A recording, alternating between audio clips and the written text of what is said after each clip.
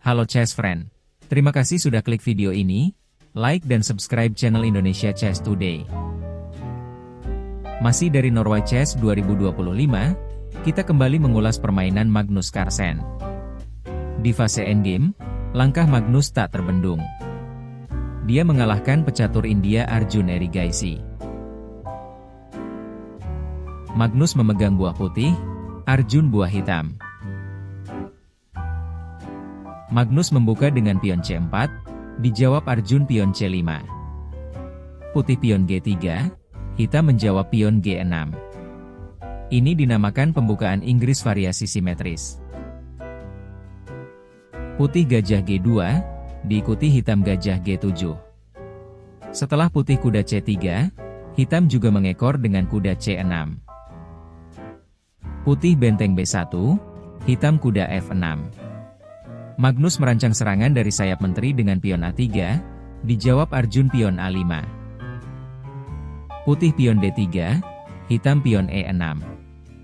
Setelah kuda putih melompat ke F3, hitam melakukan rokade. Putih menjalankan gajah E3 mengancam pion lawan di petak C5. Hitam memainkan menteri E7 menjaga pion. Kuda putih ke A4 menambah tekanan ke pion lawan di petak C5.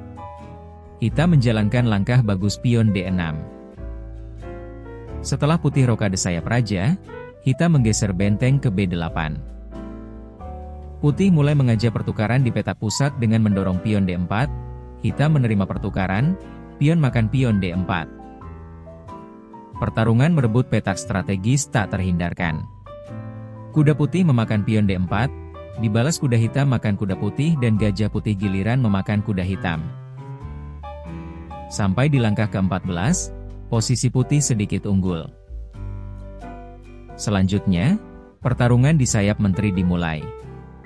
Hitam mendorong pion B5 mengajak pertukaran, diterima putih dengan memakan pion B5, kemudian benteng hitam memakan pion B5. Kuda putih melompat ke C3, mengancam benteng lawan di petak B5. Benteng hitam kembali ke petak B8. Menteri putih masuk ke A4, mencoba mempertahankan kendali di sayap menteri dan mengancam pion hitam di petak A5. Gan gajah terang B7, mengajak pertukaran, yang langsung diterima putih. Setelah gajah putih memakan gajah hitam B7, menteri hitam balas memakan gajah putih di B7. Menteri putih memakan pion A5, sehingga putih memiliki dua pion bebas di lajur A dan B. Saat ini putih unggul satu pion.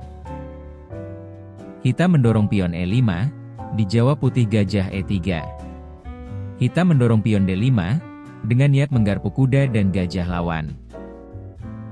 Magnus memainkan langkah bagus gajah G5, mengancam kuda di petak F6. Arjun terus mendorong pion D4.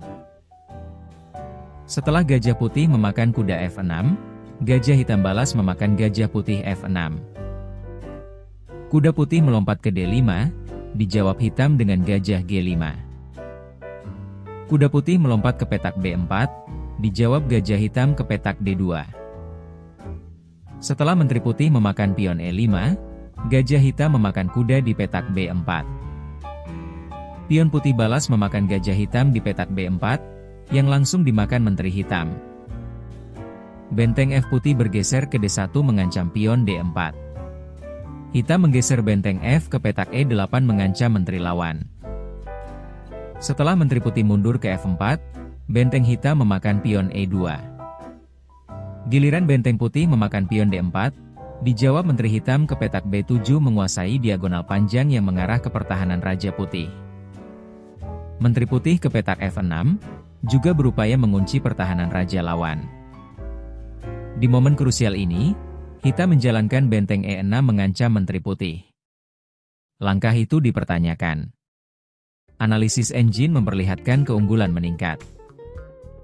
Di langkah ke-31, Magnus memainkan langkah bagus benteng D8, SK, untuk menyederhanakan materi. Hitam menjawab dengan benteng makan benteng D8. Menteri putih memakan benteng D8, SK, raja hitam bergerak ke G7. Menteri putih ke petak D4, skak.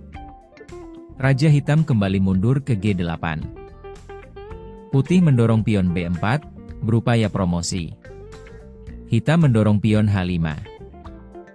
Putih terus mendorong pion B5, hitam mencegat dengan benteng B6. Lagi-lagi, langkah ini dipertanyakan. Putih menjalani langkah trik benteng E1. Jika benteng hitam memakan pion B5, maka putih akan menang dengan ancaman skakmat benteng E8. Menteri hitam mundur ke B8 menjaga back-rank. Putih rupanya tetap memainkan benteng E8, skak. Langkah ini sangat strategis untuk menyederhanakan perwira sekaligus menjaga keunggulan. Menteri hitam terpaksa memakan benteng E8. Kemudian menteri putih memakan benteng B6. Menteri hitam ke petak E1, skak. Setelah Raja Putih maju, Menteri hitam kembali skak di petak E4. Raja Putih menghindar ke F1 sekaligus membuka jalan menuju pion di lajur B untuk membantu promosi. Menteri hitam ke D3, skak. Raja Putih ke E1. Menteri hitam kembali skak di C3, Raja Putih terus maju ke E2. Lagi-lagi Menteri hitam ke C2, skak. Raja Putih maju ke E3. Menteri hitam skak lagi di C3, Raja Putih maju ke E4, Menteri hitam ke C4, skak. Raja Putih terus maju ke E5. Selanjutnya Raja hitam ke G7, dijawab Putih dengan pion H4, Menteri hitam ke D3. Menteri Putih ke C5, Menteri hitam ke F5, skak. Setelah Raja Putih masuk ke D6 untuk menuju lajur promosi pion, hitam menyerah. Berbekal keunggulan satu pion, dengan pemahaman Magnus terhadap endgame yang nyaris sempurna membuatnya meraih kemenangan.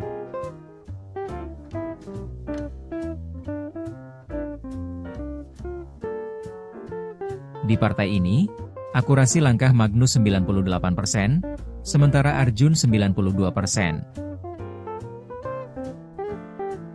Salam Chess Today, salam persaudaraan.